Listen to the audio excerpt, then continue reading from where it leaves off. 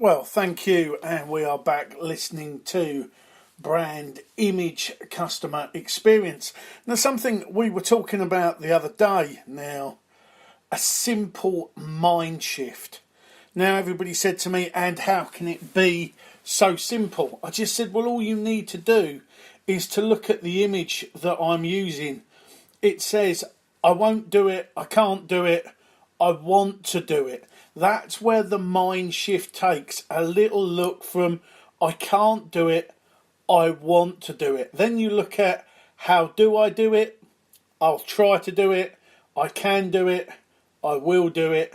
Yes, I did it. Now, the conversation was a little bit strange because obviously I talked about how to excel in customer experience. It's something that all your customers want. But 99% of businesses are failing to deliver. There are studies that show that the customers will knowingly pay more for products and services, even if they're not state of the art, because of the experience they receive. Now, we've got to understand the importance of this. We need to understand the people who create this experience are your members of staff.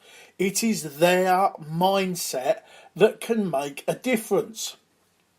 So let's fundamentally try and understand why customers are craving, are willing, are desiring to pay more for good service and an experience. Why your business isn't delivering it. Now, fundamentally, we've got to look at the simple things in your business. We talk about the mindset. Well, the mindset comes down to you didn't hire the right person. Now, there's a little catchphrase I like to use here. Hire the smile, train for the skill. Now, remember that. 90% of the service experience is in the hands of the people that you hire. If you make a bad decision, you have created that. It's your training. It's your,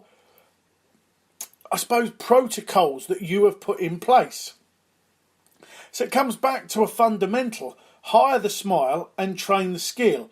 In other words, hire the people that are customer centric. They are enthusiastic about not only your company, but in life in general, because that puts you ahead of the competition. It's the mindset you're employing. Identify the characteristics of your most customer centered team. Make a list of what's important, what are the must-haves, and then use for your next candidate.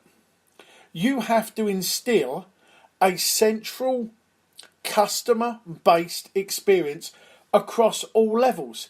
People are hired in. They're given basic information about the company, the products, the services. It's your training. Majority of your staff, I'm lucky in some cases, might have 1 or 2 days of on-the-job training.